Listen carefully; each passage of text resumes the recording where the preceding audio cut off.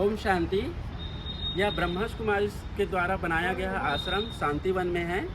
ये ओम म्यूजियम है जिसको दादी प्रकाश मणि ने सन 1998 में इसका उद्घाटन किया था। इस म्यूजियम में 12 प्रकार के दर्शन के बारे में बताया गया है। परमात्मा दर्शन, आत्म दर्शन, कर्म दर्शन, जीवन अमूल्य दर्शन और बहुत सारे ऐसे दर्शन के बारे में बताए हैं। अंदर जा कर के हम आपको और बहुत सारे दर्शन के बारे में बताएंगे। आप ध्यान से सुनिएगा और अपने जीवन को भी लाभ कीजिएगा आध्यात्मिक ज्ञान के द्वारा। अब अंदर जा रहे हैं और आपको चित्र के माध्यम से समझाएंगे, बताएंगे। आप खुद देख लेना और समझ जाना। ओम शांति। इस म्यूजियम में, इस संग्रहालय में आप देखेंगे 12 प्रकार के दर्शन के बारे में बताया गया है। परमात्मा दर्शन, विश्व दर्शन, आत्म दर्शन, कर्म दर्शन, विश्व एकता दर्शन, राजयोग दर्शन, आहार और विचार दर्शन, संगम युग दर्शन, देव दर्शन, समय दर्शन, अमूल्य जीवन दर्शन, स्वर्णिम युग दर्शन, ऐसे 12 प्रकार के दर्शन के बारे में बताए हुए हैं। पहले हम शुरुआत करते हैं आत्मदर्शन के बारे में। आत्मदर्शन में बताया गया है कि हम पहले देवी देवता को भगवान मानते थे। वास्तविक में देवी देवता कोई भगवान नहीं है, वो देव आत्माएं हैं। इसी प्रकार आत्माओं की क्वालिटी अनेक प्रकार की होती है। जैसे देव आत्माएं 33 करोड़ का होता है तो देव आत्माएं कहलाते हैं। जैसे भक्ति करने वाले को विश्व में बहुत सारे भक्त आत्माएं हैं, इसलिए भक्त आत्माएं कहते हैं। जो धर्मों को मानने वाला होता है, अनेक धर्म के, उसे धर्म आत्माएं कहते हैं। जो तपस्या करने वाले होते हैं उसे महान आत्माएं कहते हैं। और जो पुण्य कर्म करने वाले होते हैं उसे पुण्य आत्माएं कहते हैं। किसी का मर्डर कर देना, जो चोरी करना, उसको पाप आत्माएं कहते हैं। तो आत्माएं तो अनेक प्रकार की होती है, लेकिन परमात्मा केवल एक होता है। जो सर्वधर्म माने हम उसी को परमात्मा कहेंगे। उदाहरण के तौर पर यहाँ पर शिवलिंग दिखाया गया है। शिवलिंग के आकार की काला पत्थर का ध्यान मुसलमान लोग भी करते हैं। संगे औसत कहा जाता है। ये मक्का मदीना में है, इसकी परिक्रमा करते हैं और कहते हैं खुदा नूरे इलाही। उस पत्थर को आंखों से लगाते भी हैं और होठों से चूमते भी हैं और यही कहता है खुदा नूरे इलाही। मतलब खुदा कैसा है? आंखों के नूर के समान है, आंखों की रोशनी के समान। क्राइस्ट में जाओगे तो गिरजाघरों में मोमबत्ती जला करके ध्यान करते हैं और खुद क्राइस्ट लोग कहते हैं गॉड इज द लाइट, परमात्मा ज्योति के समान है। इन्होंने भी कहा। गुरुद्वारे में जाओगे तो गुरु नानक ने भी कहा एको ओंकार निराकार, चमकता एक सितारा। किसी भी धर्म आत्माओं ने अपने आप को भगवान नहीं कहा है, लेकिन धर्मों को मानने वाले धर्म पिता को ही भगवान समझ गए और सभी ने ऊपर की ओर इशारा किया। इस प्रकार से हम बताते हैं कि परमात्मा कौन है और कैसे है। जैसे शरीर के पिता शरीर के समान दिखाई देता है, उसी प्रकार आत्मा के पिता परमात्मा भी दिखाई देते हैं।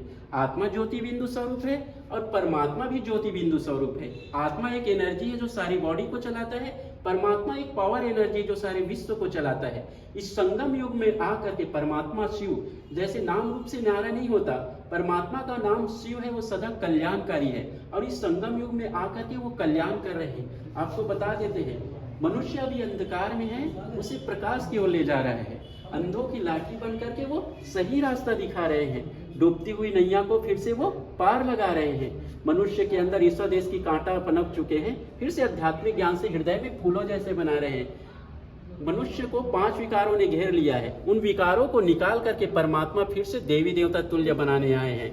परमात्मा को अथाह ज्ञान का सागर कहा जाता है, इसलिए स्थूल धन की तुलना उसके साथ नहीं किया जा सकता। वो कालों के काल महाकाल है, इसलिए अकाले मृत्यु से हमें छुड़ाने आए हैं।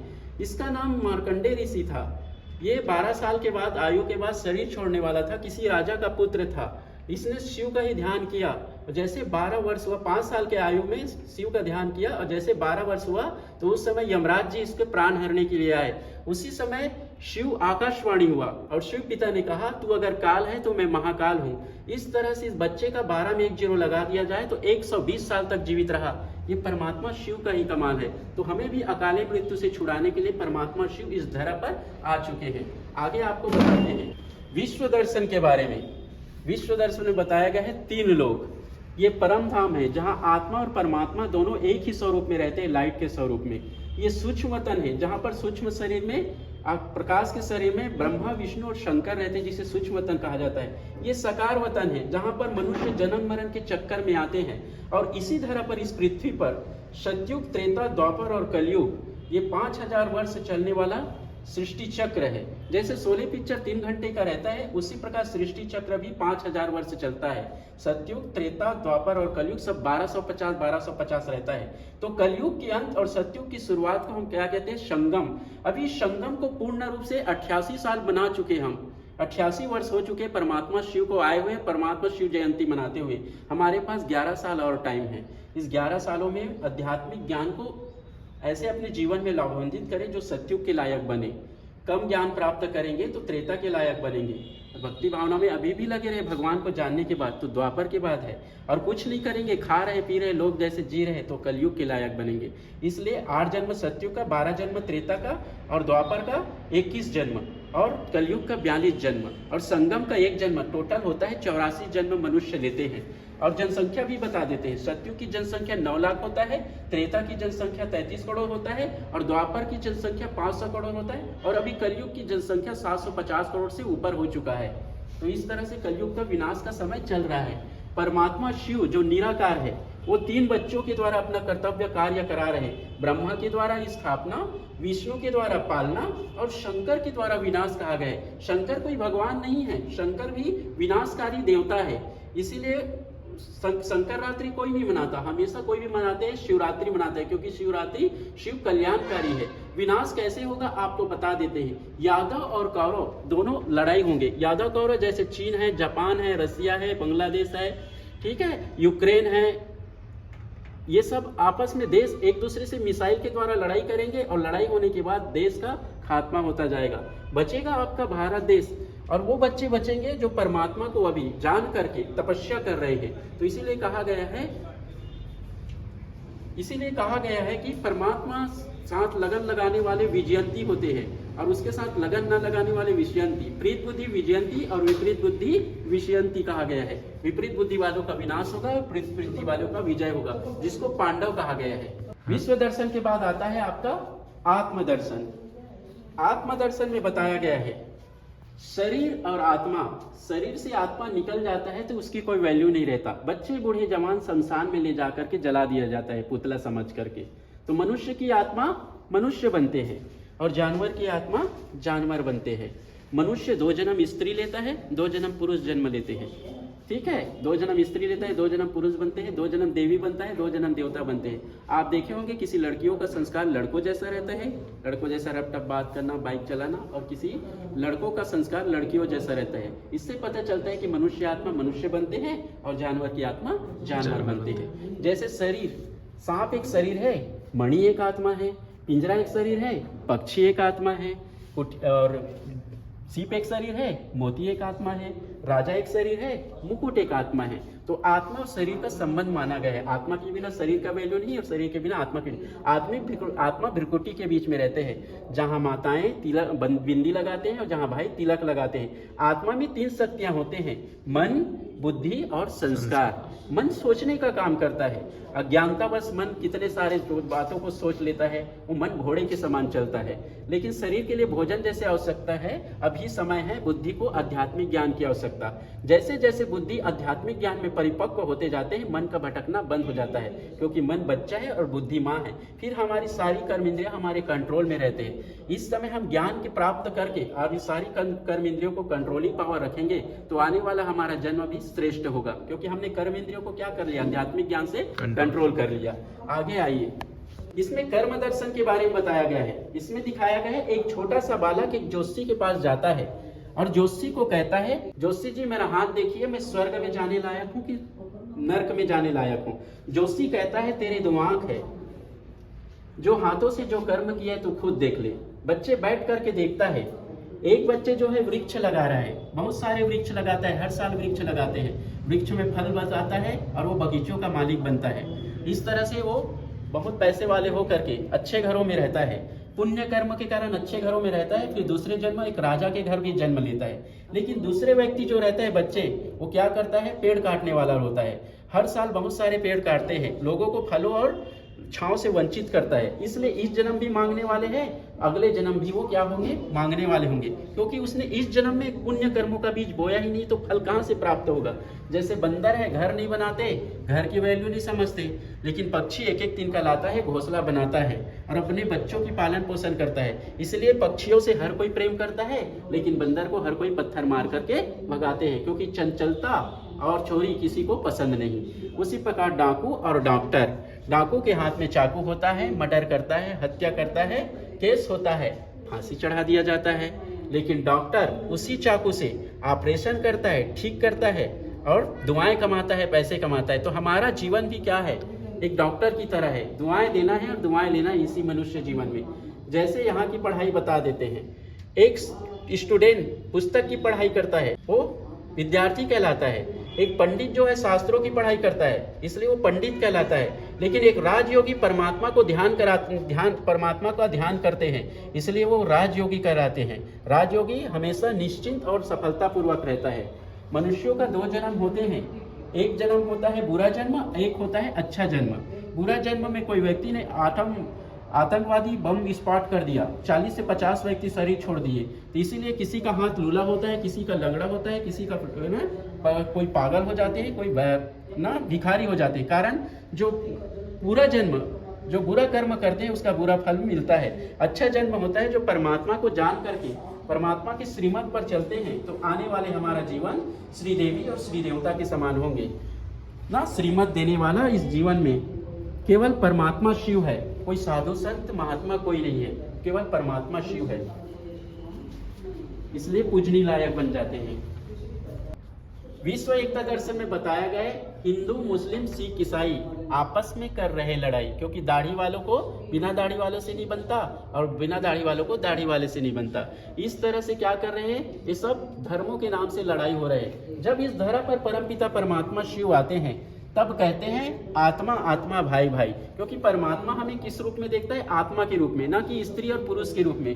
जैसे यहाँ पर दिखाया गया है, सभी धर्मों के बच्चे किस स्कूल में पढ़ाई करते हैं, वहाँ के शिक्षक जो है सबको एक समान ज्ञान देता है। हिंदू को अलग या मुसलमान को अलग ज्ञान नहीं देते, क्योंकि वो शिक्षा के सभी को एक समान ज्ञान देते। यहाँ सबका ब्लड कैसा रहता है, इंसानों का रेड कलर का, चाहे हिंदू हो चाहे मुसलमान हो। उसी प्रकार यहाँ पर बताया गया है, जैसे हॉस्पिटल में बच्चे जन्म लेते हैं, कोई टोपी या पगड़ी लगा करके जन्म नहीं लेते, क्योंकि इस धरा पर परमात्मा सबको एक समान ही भेजते हैं। ये यूनिवर्सिटी कॉलेज है, ये यूनिवर्सिटी कॉलेज में सभी धर्मों के बच्चे पढ़ाई करते हैं। धर्मों के हिसाब से वहाँ पर स्कॉलरशिप नहीं देता है, वहाँ पढ़ाई के हिसाब से स्कॉलरशिप दिया जाता है। जैसे प्रकृति और परमात्मा दोनों हमारी माँ के समान है। एक माँ के 4 बच्चे हैं तो 2 बच्चे को थप्पड़ मारे, 2 बच्चे को प्यार करे, ऐसा नहीं है। प्रकृति और परमात्मा हमारी माँ है। बारिश होगा तो सबके लिए समान होगा, पेड़ और छाया और फल सबको समान देता है, सूर्य की रोशनी सबके लिए समान है। परमात्मा भी शक्ति सबको समान देता है। वो सब लेने वाले के ऊपर है, आप कैसे लेते हो वो आपके ऊपर रहता है, लेकिन भगवान सबको शक्ति एक समान देता है। उसी प्रकार ब्रह्मा कुमारी में पढ़ाई करने वाले बच्चों को धर्मों के नाम हिसाब से नहीं देखा जाता, आत्मिक भावना से देखा जाता है। वहाँ बच्चे बूढ़े जवान कोई भी धर्म के आत्माएं आकर के आध्यात्मिक ज्ञान ले सकते हैं। इसमें बताया गया है राजयोग दर्शन के बारे में। एक व्यक्ति है जो घर परिवार को छोड़ करके जंगलों में चला जाता है, जा करके मरे हुए शेर के खाल के ऊपर बैठ गया है, लेकिन मन बुद्धि परमात्मा तक पहुंच नहीं पा रहा है, क्योंकि उसको परमात्मा का परिचय नहीं है। इसलिए क्या हो रहा है, बुद्धि परिवारों में भटक रहा है। कभी सोच रहा है कुत्ते को घुमाना है, कभी झगड़ा हुआ है उसको सोच रहा है, कभी दूध लेना है तो कभी डॉक्टर को दिखाना है, कभी ना पोस्ट ऑफिस में लेटर डालना है, तो कभी सोच रहा है रसोई में कुछ बन रहा होगा, फिर सोच रहा है ऑफिस का काम बचा है। इस तरह से बुद्धि इसका क्या कर रहा है, परिवारों में घूम रहा है, पीछे प्रश्नवाचक चिन्ह लगा हुआ है। तो इस तरह से जब उसको बहनें कहते हैं कि आप सन्यासी को छोड़ो, सन्यासी जीवन को, और घर परिवार में आकर के सेंटर में आकर के कोर्स कीजिए। ये आत्मा जा करके कोर्स करता है 7 दिन का, इसको आत्मा और परमात्मा का दोनों का ज्ञान हो जाता है। कहता है कि आत्मा अविनाशी है, परमात्मा अविनाशी है, और जो भी मैं जो कर्म करूंगा वो भी अविनाशी रहेगा।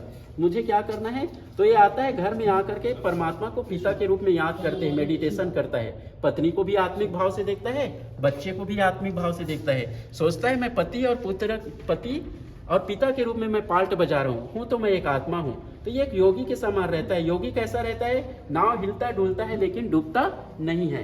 अब ऊपर कंडीशन आता है, जब वो पढ़ाई को जीवन में अपने धारण करता है तो वो एक राजयोगी कहलाता है। राजयोगी कमल फूल समान पवित्र बैठ करके क्या करता है? निश्चिंत रहता है। ये परमात्मा को सर्व संबंध से याद करता है। योगी क्या कर रहा है? एक पिता के रूप में याद कर रहा है, लेकिन परमात्मा कहते हैं सर्व प्राप्तियों करने के लिए मुझे सर्व संबंध से याद करना।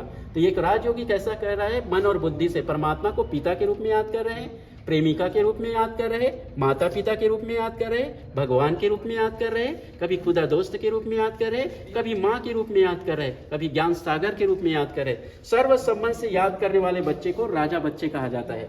वो डायरेक्ट कहाँ जन्म लेंगे? सतयुग में। हठ योगी द्वापर युग के बाद, योगी त्रेता युग के बाद, और राजयोगी सतयुग में आएंगे। तो तीनों का अलग अलग कंडीशन है, हठ योगी, योगी और राजयोगी। आहार और विचार दर्शन के बारे में बताया गया है। आहार में बताया गया है कि जैसे जीभ से पानी पीने वाले मांस खा सकते हैं, कुत्ता है, बिल्ली है, शेर है, इनको पाप नहीं लग सकता क्योंकि ये जानवर है। और जानवर जब जीभ से, और हर जानवर जीभ से पानी पीने वाले ही मांस खाते हैं। लेकिन गाय और मनुष्य मुंह से पानी पीता है और वो मांस खाते हैं।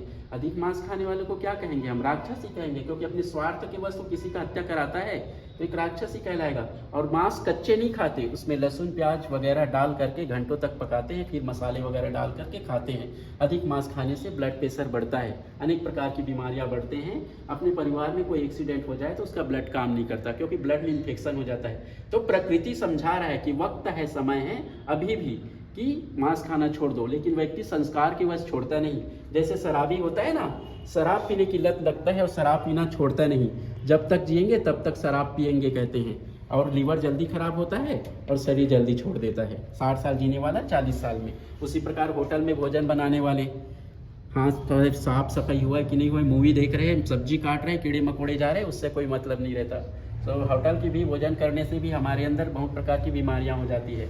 इसीलिए कहा गया है कि परमात्मा की याद में बनाया गया भोजन और परमात्मा की याद में खाया गया भोजन शुद्ध आहार है। जो अब शुद्ध आहार से शुद्ध विचार बनता है। इसलिए हर कोई जब शुद्ध आहार होता है तो हमारा मन बुद्धि भी क्या होता है? शांत होता है। और जैसे हवाई जहाज होता है ना, उसी प्रकार हमारा मन बुद्धि क्या होता है? रॉकेट की तरह परमात्मा से योग लगना लग जाते हैं। इसीलिए जैसा आहार वैसा विचार, और जैसी पानी वैसी वाणी। तो इसमें बताया गया है कि सतयुग में हम क्या खाते थे? फल फूल खाते थे, फल खाते थे, निरोगी रहते थे। त्रेता युग में हम फल खाते थे, निरोगी रहते थे। द्वापर युग में हम राजाओं के साथ भोजन किए, और कलयुग में हमने आहार बदल दिया। तो एक जन्म मांस खाएगा, दूसरे जन्म उसको भी कोढ़ की बीमारी लगेगी, क्योंकि उसका कार्मिक अकाउंट किसके साथ हो गया? जानवर के साथ। ठीक है, इस तरह से ये है संगम युग। प्रजापिता ब्रह्मा कुमारी ईश्वरी विश्वविद्यालय, इसमें बताया गया है कि ब्रह्मा कुमारी बहनें ना, जब इस धरा पर परमात्मा शिव आते हैं और आत्मा और परमात्मा का जब ज्ञान होता है, सुनते हैं, तो ब्रह्मा मुख से हम ज्ञान सुनते हैं तो हमें क्या कहा जाता है? ब्रह्मा कुमार और ब्रह्मा कुमारी कहा जाता है। और शिव से हम डायरेक्ट कनेक्शन जोड़ते हैं तो माताओं को शक्ति कहा जाता है और भाइयों को पांडव कहा जाता है, क्योंकि शिव से शक्ति ले रहे हैं। जैसे ब्रह्मा कुमारी बहनें सेंटर में रहते हुए प्रकृति का ख्याल करते हुए अपने कार्य करते हुए वे विश्व की सेवा करते हैं, यहाँ पर ज्ञान प्राप्त करने वाले भी भाई बहनें अपने घर परिवार को संभालते हुए भी, राजयोग करते हुए भी ना, वो विश्व की सेवा कर सकते हैं। और दोनों का लक्ष्य है, सेंटरों में रहने वाले बहनों का भी लक्ष्य है, जो घर परिवार में राजयोग सीखते हैं उसका भी लक्ष्य है कि देवी देवता बनना, वो देवी देवता बनने का लक्ष्य है। इसमें बताया गया है जैसे वो सेंटरों में रह के परमात्मा की याद में भोजन बनाते हैं, हम घर परिवार में रह करके भी परमात्मा की याद में भोजन बना सकते हैं। शुद्ध और पवित्र मन से कमाया गया धन आप भगवान के प्रति अर्पण करते हो तो वो सतयुग में हमें पदम गुना मिलेगा। यहाँ पर शरीर नहीं, आत्माओं को क्या कर रहा है? आत्माओं को ज्ञान दे रहे हैं। अभी शरीर नहीं, आत्मा बीमार है, इसलिए आत्मिक ज्ञान के द्वारा क्या कर रहे हैं? शरीर और आत्मा दोनों को निरोगी बना रहे हैं। ये यूनिवर्सिटी कॉलेज 145 देशों में फैला हुआ है ब्रह्मा कुमारी इसका प्रिंसिपल परमात्मा शिव निराकार है।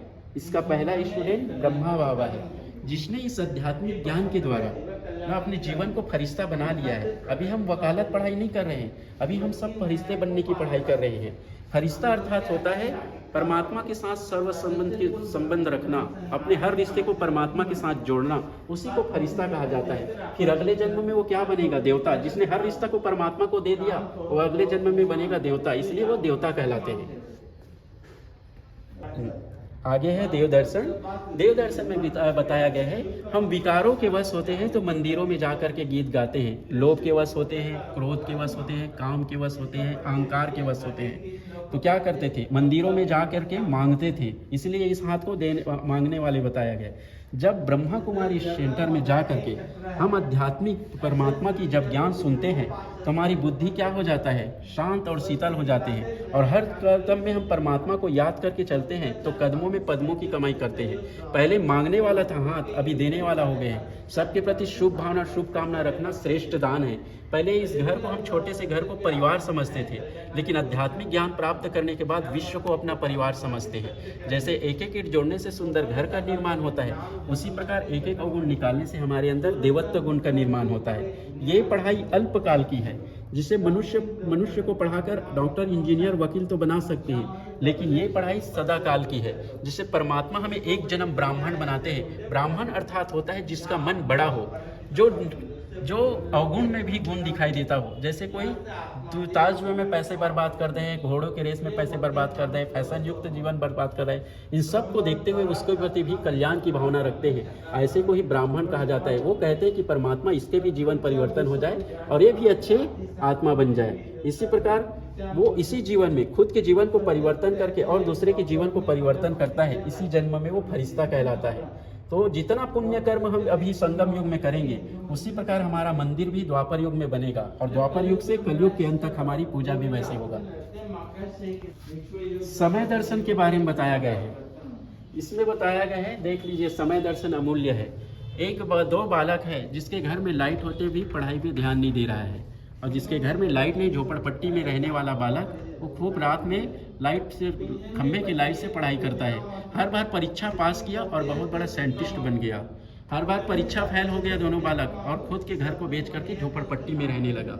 इसीलिए कहा गया है, गया हुआ तारीख और गया हुआ समय कभी इंतजार नहीं करता, जिंदगी भर पश्चाताप करता रहा। दो फौजी था, एक फौजी ने देश से गद्दारी किया कुछ चंद रुपयों के खातिर, पकड़ा गया तो गोली से मार दिया गया। लेकिन दूसरे फौजी ने आत्मस्वाभिमान रखा, उसने देश के प्रति अच्छा कार्य किया, इसलिए उसको मेडल से सम्मानित कर रहे हैं। यहाँ बताया गया है, नेताओं के बातों में मत आना, नेताएं बोलते अलग है, करते कुछ और है। इसीलिए तीर से निकला कमान और मुंह से निकला जबान कभी वापस नहीं आता। आलसी व्यक्ति, इसने दिखाया गया है आलसी व्यक्ति को, वो बीज तो डाल देता है, फसल काटने के समय बोलता है आज नहीं कल परसों, अच्छे समय के लिए, अच्छे चीज़ों के लिए उसके पास समय ही नहीं रहता। समय निकल जाता है, जिंदगी निकल जाता है, कुछ भी कर नहीं पाता। इसी प्रकार लेट करने वाले व्यक्ति, ये बॉम्बे से आबू आने वाला था, इसके पास टिकट है, पैसा है, बैग है, लेकिन 1 मिनट लेट किया और ट्रेन छूट गया। हम सब की जिंदगी भी एक ट्रेन के समान है, कब किसका टिकट कट जाए उसका कोई भरोसा नहीं। इसीलिए कहा है, परमात्मा की याद पुण्य कर्मों की पूंजी, और विश्व के हर आत्माओं के प्रति सकारात्मक विचार रखना। इस दुनिया से जाएं तो भर के हाथ जाएं, खाली हाथ ना जाएं। गीता, शास्त्र, वेद, पुराण में बताया गया है आने वाले कलयुग में कैसे होंगे मनुष्य। जगह जगह ब्यूटी पार्लर होंगे।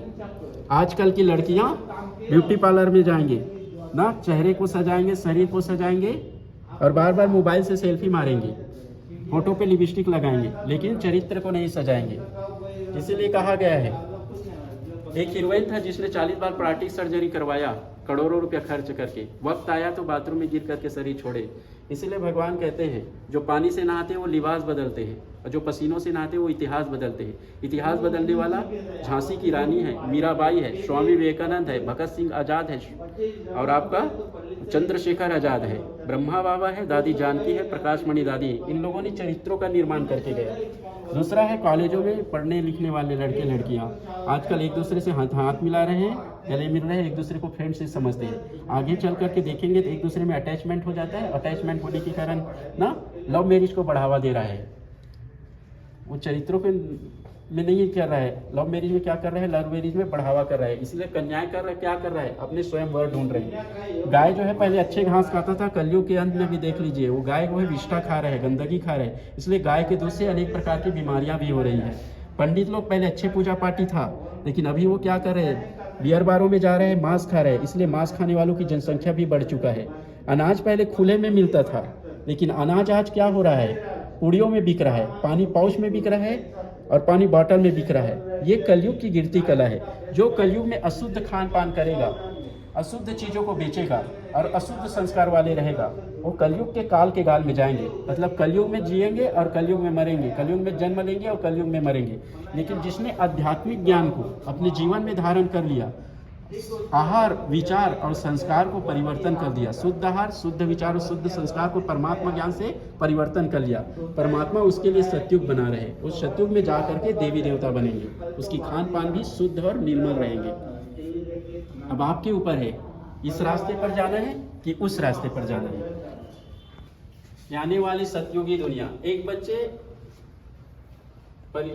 स्कूल में जा करके 8 घंटा पढ़ाई करते हैं, 8 घंटा पढ़ाई करने के बाद भी 2 घंटा वो ट्यूशन करते हैं ना, कोई डॉक्टर इंजीनियर वकील बनने के लिए। एक प्रकार की पढ़ाई वो है, लेकिन ये देवी देवता बनने की पढ़ाई है। 24 घंटा सबके पास रहता है, लेकिन परमात्मा की आध्यात्मिक पढ़ाई के लिए 1 घंटा जरूर देना है, क्योंकि आने वाली दुनिया ऐसी ही रहेंगे। एक धर्म, एक राज्य, एक भाषा। आदि सनातन देवी देवता धर्म होगा, देवी देवताओं का राज्य होगा और भाषा होगा आत्मा बिंदी परमात्मा बिंदी, और भाषा वहाँ पर रहेगा हिंदी, और कोई भाषा नहीं रहेगा, हिंदी भाषा रहेंगी। वहाँ के देवताओं के चेहरे मुस्कुराहट रहेंगे, एक मत भी रहेगा। अभी भी स्वर्ग में एक सीट खाली है, इसलिए जल्दी करो, अभी समय नहीं है।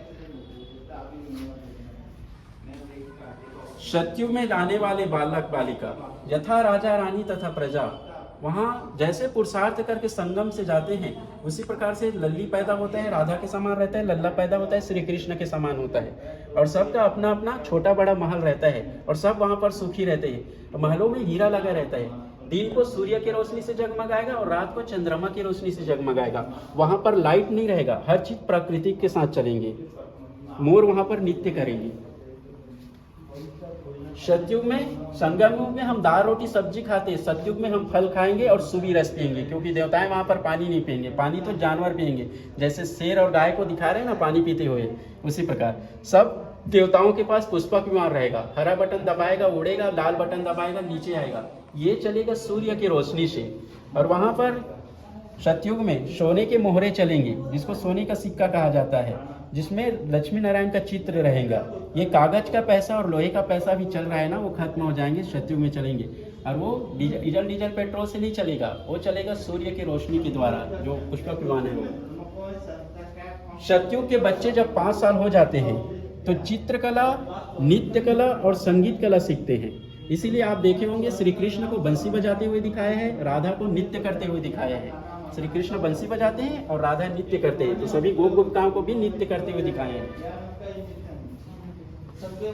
इसमें बताया गया राधा कृष्ण जैसे अतीन्द्रिय सुख के झूले में झूल रहे, उसी तरह हम भी आध्यात्मिक परमात्मा की ज्ञान, जिसे मुरली कहा जाता है, उस मुरली को हम रोज सुनते हैं, और सुनने के बाद हमारे जीवन में आध्यात्मिक ज्ञान के द्वारा अतीन्द्रिय सुख का शरीर और आत्मा को अनुभव होगा, तो हम राधे कृष्ण के युग में जन्म लेंगे और राधे कृष्ण के पास जन्म लेंगे और उसको झूला भी झुलाएंगे। लेकिन हम मुरली को ध्यान से नहीं सुनेंगे, परमात्मा महावाक्य को, तो राधे कृष्ण के युग में तो जन्म लेंगे, लेकिन राधे कृष्ण से दूरी में रहेंगे। इसलिए मुरली जब सुनना है तो ये सुनो, मेरा आत्मा और शरीर दोनों का अतीन्द्रिय सुख का अनुभव हो रहा है। अनुभव करेंगे तो सतयुगी दुनिया में भी राधे कृष्ण के साथ झूला झूलेंगे। इसमें बताया गया है आत्मा और परमात्मा का ज्ञान प्राप्त करने के बाद यहाँ से जो भी आत्माएं जाएंगे उसकी शरीर और चेहरे एक समान रहेंगे, क्योंकि आप जानते हो एक पिता, हर आत्मा यहाँ पढ़ाई करने वाला क्या कह रहा है, मैं पवित्र आत्मा हूँ, मैं पवित्र देवता हूँ, मैं पवित्र फरिश्ता हूँ। एक परम पिता परमात्मा को याद करते हैं, इसलिए आत्मा आत्मा भाई भाई का ज्ञान जब दे रहा है ना, तो वहाँ पर भी चेहरे एक समान होगा। जैसे राधा कृष्ण एक समान दिखाई दे रहा है, वैसे भी गोप गोपिकाएं भी वैसे ही दिखाई देंगे। वहाँ सोने के महल होंगे, सोने के पहाड़ होंगे, और वहीं से पानी निकलेगा पहाड़ से, नदी से, और शेर और गाय एक घाट में जल पिएंगे, क्योंकि शेर भी शाकाहारी होंगे और गाय भी शाकाहारी होंगे। क्योंकि मनुष्य का पतन तो जानवरों का पतन था द्वापर युग के बाद, लेकिन संगम में परमात्मा मनुष्यों का उत्थान कर रहे हैं, तो जानवर के साथ सारे विश्व का उत्थान कर रहे हैं। इसमें बताया गया है कलयुग में शादी ब्याह लव मैरिज कहा जाता है, लेकिन सतयुग में स्वयंवर कहा जाता है। जब श्री कृष्ण 25 वर्ष का होता है तो स्वयंवर होते हैं। स्वयंवर में क्या बजता है? सहनाई। कलयुग में डीजे माइक बजता है, लेकिन सतयुग में स्वयंवर होता है तो सहनाई बजते हैं। ये राजकुमारी राधा है, राजकुमार श्री कृष्ण है। दोनों अलग अलग राज्य के होते हैं, अलग अलग राज्य में जन्म लेते हैं, लेकिन जब स्वयंवर के लायक होते हैं तो दोनों का स्वयंवर होता है। फिर नाम परिवर्तन हो जाता है। इसको विश्व महारानी कहते हैं और इसको विश्व महाराजा कहते हैं। जैसे यहाँ पर दिखाया गया है लक्ष्मी और नारायण दोनों का कंबाइंड स्वरूप है। श्री कृष्ण और श्री राधा और श्री कृष्ण का नाम चेंज होकर के लक्ष्मी नारायण हो गया है। तो 2 हाथ लक्ष्मी का है, 2 हाथ नारायण का है, दोनों कंबाइंड स्वरूप है। किसी भी देवी देवता का हाथ 4 नहीं रहता, 2 ही रहते हैं। तो इस प्रकार स्वदर्शन चक्र है। कोई भी देवी देवता ने किसी का गला नहीं काटा है। स्वदर्शन चक्र का अर्थ होता है आत्मदर्शन। अभी परमात्मा ज्ञान दे रहा है। हम बार बार शरीर लिए हैं, बार बार शरीर छोड़े हैं, लेकिन अभी आत्मा का दर्शन करना है। मैं शरीर नहीं, मैं आत्मा हूँ। आत्मा का ज्ञान दे रहा है। दूसरा संग ध्वनि। मुख भी हमारा ब्राह्मण का क्या है? शंख है। तो इसीलिए हर महात्माओं को आपको बताना है कि परमपिता परमात्मा शिव इस धरा पर आ चुके हैं। वो ब्रह्मा के तन पर आकर के गीता ज्ञान दे रहे हैं। और समय अभी नहीं तो कभी नहीं। वर्षा लेना है तो ब्रह्मा कुमारी इसमें आ जाइए। ज्ञान योग की गदा, इसमें बताया गया है जितना हम परमात्मा के ज्ञान को अर्चन करते जाते हैं और योग में शक्तिशाली होते जाते हैं, उतना हमारे अंदर लोगों की जो है बुराई करना चालू कर देते हैं। लेकिन याद रखना, कितना लोग भी बुराई करें, लेकिन हमें दृढ़ता की गदा को नहीं छोड़ना है, परमात्मा को नहीं छोड़ना है। क्योंकि हर जन्म माता पिता भाई बंधु सखा सब मिल सकता है, लेकिन संगम युग में केवल परमात्मा मिले हैं। इसलिए संगम युग में परमात्मा के हाथ और साथ को कभी नहीं छोड़ना है। एक होता है कमल फूल समान, एक होता है कुक वंशावली ब्राह्मण और एक होता है मुख वंशावली ब्राह्मण। जो ब्रह्मा के मुख से मुख वंशावली ब्राह्मण होते हैं, उनका 3 कर्तव्य होता है: शुद्ध आहार, शुद्ध विचार और शुद्ध संस्कार। ये तीनों चीज आते हैं आध्यात्मिक ज्ञान के द्वारा, और इस तीनों चीजों को हम अपने जीवन में धारण करते हैं। तो सतयुग में भी देवताएं भी क्या खाते हैं? शुद्ध आहार खाते हैं, शुद्ध विचार रखते हैं, देने की भावना रखते हैं और शुद्ध संस्कार। आप देखे होंगे जहाँ राधा कृष्ण नृत्य करते हैं तो सारी गोप गोपिकाएं भी नृत्य करते हैं। और संगम में भी आप संस्कार देखे होंगे, जब डायमंड हॉल में कोई दादी आता है और मेरा बाबा गीत चलते हैं, जिन माताओं और भाइयों को डांस करने भी नहीं आता, ताली बारते हुए भी वो झूमते हैं, तो यही का संस्कार सतयुग में ही रहेगा। ये शरीर हमारा छूट जाएगा और कंचन काया का हमारा शरीर मिलेगा, जो सर्वगुण संपन्न 16 कला संपूर्ण। ये है सतयुग की इंसान।